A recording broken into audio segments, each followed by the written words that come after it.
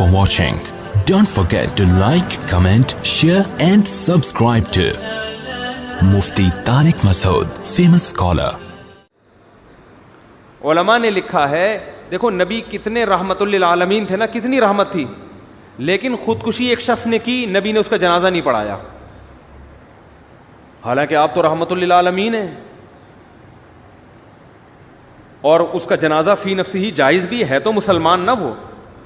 علماء کہتے ہیں اس حدیث کی روشنی میں, علماء کہتے ہیں کہ جو خودکشی کرے گا مسجد کا مقتدی رہبر یا کوئی بڑا عالم اس کا نماز جنازہ نہ پڑھائے, بائیکاٹ کرے.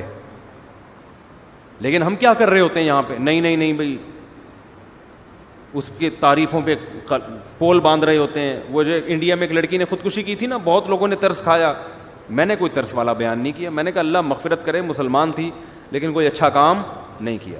یہ واجب التعزیر ہے بھائی, تم جرم بھی کر رہی ہو اور ساری دنیا کو بتا کے دریا میں چھلانگ لگا کے اور بھی لوگوں کو کہہ رہی ہو کہ سب چھلانگیں مارو, یہ تو بے صبری ہے نا.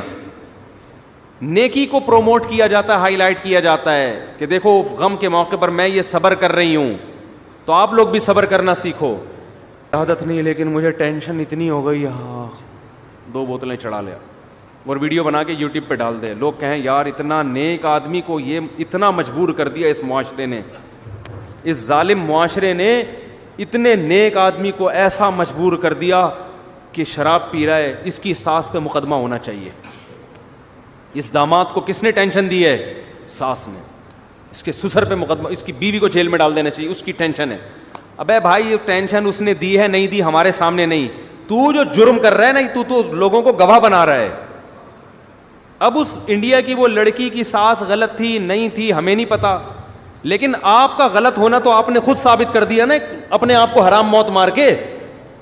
دیکھو میں اپنے آپ کو اس لڑکی سے بہتر نہیں سمجھتا, قیامت میں شاید وہ بخشی جائے اور ہم لٹکے ہوئے ہوں, لیکن اصول کی بات شریعت کی جو ہے وہ تبدیل نہیں ہو سکتی. جرم کو پروموٹ کرنے کی, ہائی لائٹ کرنے کی اور اس کی حوصلہ افزائی کرنے کی اجازت نہیں ہے. ہم تصویر کے ایک رخ کو دیکھتے ہیں, دوسرے رخ کو نہیں دیکھ رہے ہوتے. ایک بہت بڑا سنگر تھا, جب اس کی ڈیتھ ہوئی ہے تو اس کا جنازہ لایا گیا ہمارے ہاں. ہمارے شیخ حضرت مفتی رشید احمد صاحب کے حضرت نے انکار کر دیا نماز جنازہ پڑھانے سے, پھر میں نہیں پڑھاؤں گا.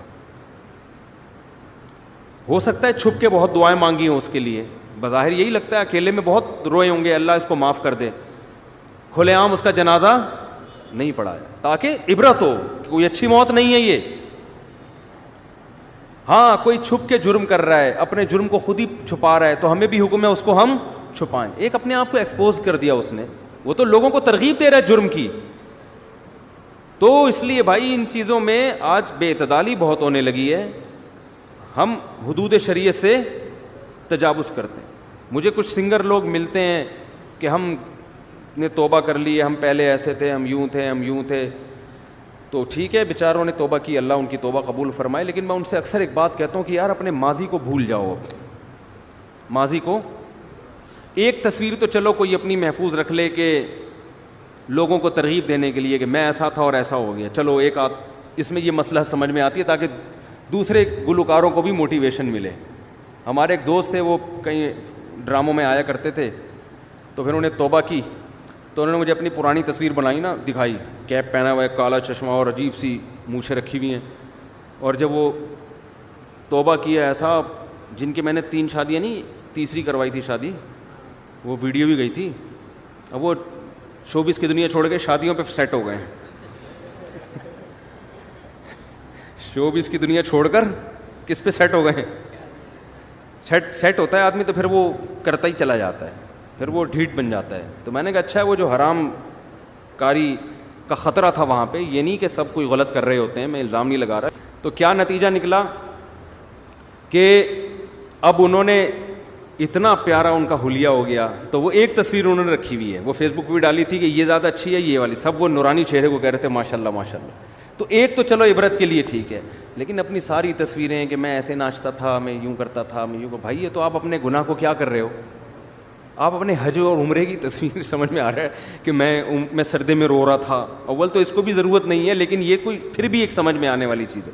تو اپنے گناہ کی یادگاریں محفوظ رکھنا یہ اچھا کام نہیں ہے. نبی صلی اللہ علیہ وسلم نے فرمایا کہ ایمان کی مٹھاس کا حدیث کا مفہوم ہے اس وقت انسان کو محسوس ہوتی ہے جب وہ کفر کی دنیا یا گناہ کی دنیا میں جانے کو اتنا برا سمجھے جیسے آگ میں چھلانگ لگانے کو.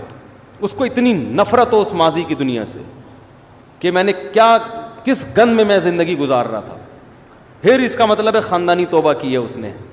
سمجھتے ہو کہ نہیں؟